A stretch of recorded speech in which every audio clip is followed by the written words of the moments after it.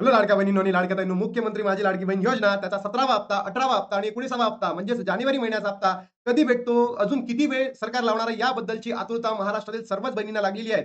सोबतच लाडक्या बहिणींनो, या व्हिडिओच्या माध्यमातून एक खुश खबर तुमच्यापर्यंत येणार आहे आणि त्याचबरोबर एक थोडीशी दुःखाची बातमी सुद्धा येणार आहे. कारण लाडक्या बहिणींनो, याद्या आलेल्या आहेत, याद्या आलेल्या आहेत.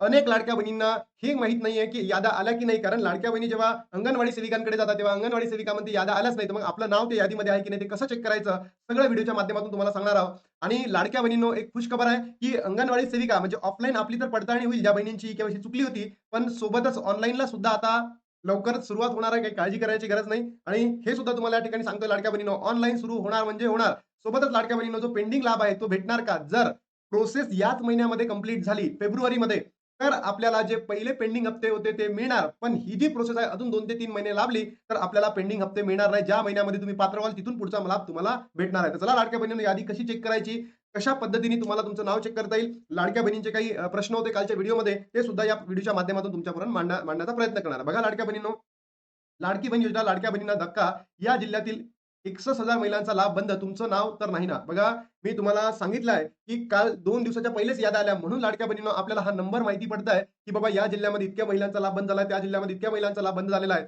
लातूरमध्ये 61,000 महिलांचा लाभ बंद झालेला आहे. मी काल तुम्हाला जळगावचं सांगितलं होतं. यवतमाळचंही आज आणलेलं आहे. म्हणजे काय, याद्या आलेल्या आहेत आणि यवतमाळमध्ये तर प्रोसेस सुद्धा सुरू झाली आहे लाडक्या बहीण. सगळं दाखवतो तुम्हाला विथ प्रूफ सहित. बघा, महाराष्ट्र सरकारची लाडकी बहीण योजना चर्चेत आली आहे. लाडकी बहीण योजनेतील महिलांना ई-केवायसी करणे अनिवार्य केले होते. लाडकी बहीण योजनेत केवायसी न केल्याने अनेक महिलांचा लाभ बंद झालेला आहे. दरम्यान केवायसी करून देखील अनेक महिलांचा लाभ बंद झालेला आहे. ई-केवायसी मध्ये चुकी झाल्यावर अनेक महिलांचे लाभ बंद झाले होते. लातूरमध्ये जवळपास 61,000 महिलांना पैसे मिळालेले नाही आहेत. म्हणजे नोव्हेंबर महिन्यामध्ये ज्या बहिणींनी ई-केवायसी केलेली, बरोबर? आणि ती ई-केवायसी करताना त्यांच्याकडनं चुकी झाली. तर त्या प्रत्येक बहिणीचा लाभ बंद केला नोव्हेंबरमध्ये.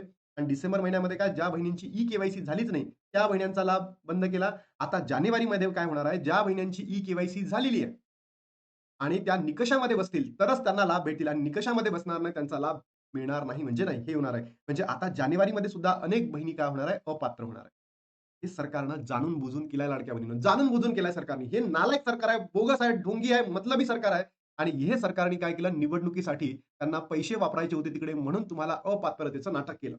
तुम्हाला अपात्र ठरवलं आणि जो पैसा उरलेला आहे, तो कुठे वापरला? निवडणुकीसाठी वापरला, म्हणून जिंकले. एका वोट मागे लाडक्या बहिणींनो किती-किती हजार वाटले तुम्हाला काय सांगू मी. अनेक प्रूफ्स आहेत आपल्याकडे, पण आता काही सांगता येणार नाही तुम्हाला प्रत्येक गोष्ट.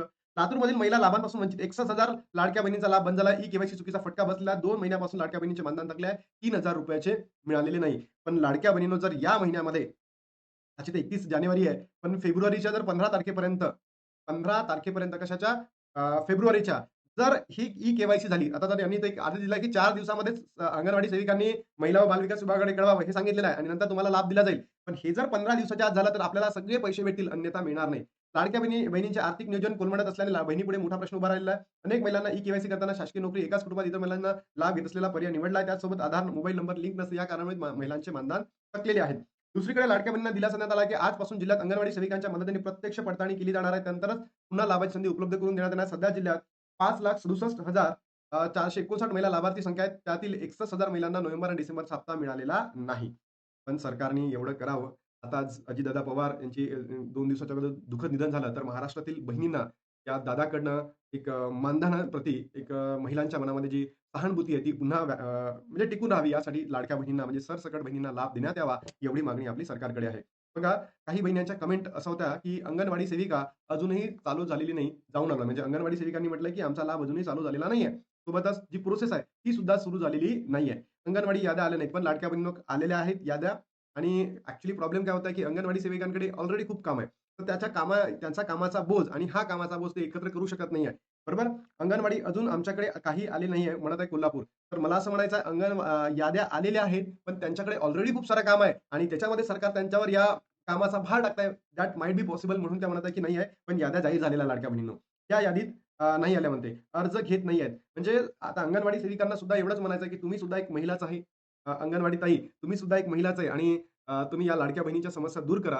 आणि जे महाराष्ट्राच्या आदित्य तटकरे मॅम, त्यांना सुद्धा आपण रिक्वेस्ट करतोय, की तुम्ही ऑनलाईन सुरू करा आणि आय होप की ऑनलाईन लवकरच सुरू होतील. कारण की अंगणवाडी सेविका कितीक दिवस जसं पडताळणी करेल, किती वेळ लागेल त्यांना माहिती नाही ना. तुम्ही 24 लाख बहिण्यांची जेव्हा 26 लाख बहिण्यांची पडताळणी करत होते, तेव्हा 3 महिने घेतले आणि आता ही समजा आजपासून 31 जानेवारीपासून सुरू केली, तर पुन्हा या 27 लाख बहिणींना पात्र करण्यासाठी तुम्ही पुन्हा 3 महिन्याचा कालावधी घेणार का? हा प्रश्नचिन्ह उपस्थित आहे. म्हणजे हे 3 महिने गेले, हे 3 महिने गेले, 6 महिने तर गेलेच लाडक्या बहिणींचे.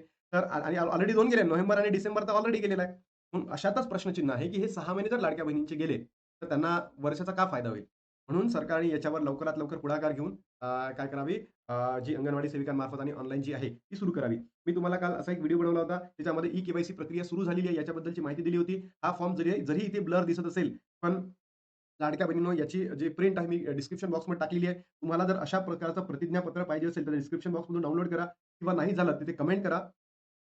कमेंट करा. मी तुम्हाला लाडक्या बहिणींनो तो तुम्हाला तिथे लिंक देऊन देईल आणि ते तुम्हाला तिथून डाउनलोड करता येईल. सोबतच याला स्वयं घोषणापत्र म्हणतात आणि असं हे प्रत्येक जिल्ह्याचं वेगवेगळं असेल. असं नाही की बाबा हे रायगड जिल्ह्याचं आहे, लातूर जिल्ह्याचं वेगळं असेल, यवतमाळ जिल्ह्याचं वेगळं असेल. प्रत्येक जिल्ह्यानुसार हे वेगवेगळे ठरणार आहे आणि जो ढाचा असणार आहे तो सेम असणार आहे. फक्त काय इथे रायगड जिल्हा आहे, तर इथे लातूर जिल्हा असेल, इथे यवतमाळ जिल्हा असेल, इथे पुणे जिल्हा असेल, बस दॅट्स इट. आणि हा जो मधामध्ये जो ढाचा आहे ना, हा अल्मोस्ट सेम असेल. तुम्ही स्वतःच्या हाताने सुद्धा लिहू शकता, तुम्ही प्रिंट पण काढू शकता. सगळं तुम्हाला लाडक्या बहिणींनो अवेलेबल आहे. याला स्वयं घोषणापत्र म्हणतात, यालाच प्रतिज्ञापत्र म्हणतात, याला सेल्फ डिक्लेरेशन फॉर्म म्हणतात. काही घाबरायचं काम नाही. बघा यवतमाळ जिल्ह्यामधील माझ्या जिल्ह्यामधून ही गोष्ट आहे. विधानसभा नियोजित होणार राज्य सरकारने ही योजना आणली होती. या योजनेच्या माध्यमातून राज्यातील लाडक्या बहिणींना प्रत्येक महिन्याला सरकारकडून ₹1500 मदत देण्यात आली होती. लाडकी बहीण योजनेतील राज्यातील महिलांना महायुती सरकारने भरघोष मतदान केले. 100% पुन्हा एकदा राज्यात महायुती सरकार आले. मात्र लाडकी बहीण योजनेमुळे राज्याचे तिजोरी ताण वाढले सांगत आहे. हेच नाही तर लाडकी बहिणीसाठी इतर विभागांचा निधी वर्ग केला जात आहे. मात्र काहीही झाले तरी आम्ही हा मार्ग काढू. अशा परिस्थितीमध्ये लाडकी बहीण योजना बंद होऊ देणार नसल्याचे सरकारने स्पष्ट सांगितलेले आहे. लाडकी बहीण योजनेसाठी शासनाकडून काही नियम आणि अटीही लागू करण्यात आल्या. मात्र त्यावेळेस बऱ्याच महिलांना नियमात बसत नसताना लाडकी बहिणीचा अर्ज केला. त्यांना हप्ते देखील मिळाल्यात. आता शासनाची छाननी करण्यात आलेली आहे. हो, तुम्ही सगळं केलं मान्य आहे आम्हाला, की तुम्ही करा. कारण की ज्या महिलांना लाभ भेटायला पाहिजे, त्या महिलांना भेटायलाच पाहिजे. ज्यांचा बंद व्हायला पाहिजे, त्यांचा बंद व्हायलाच पाहिजे. मान्य आहे.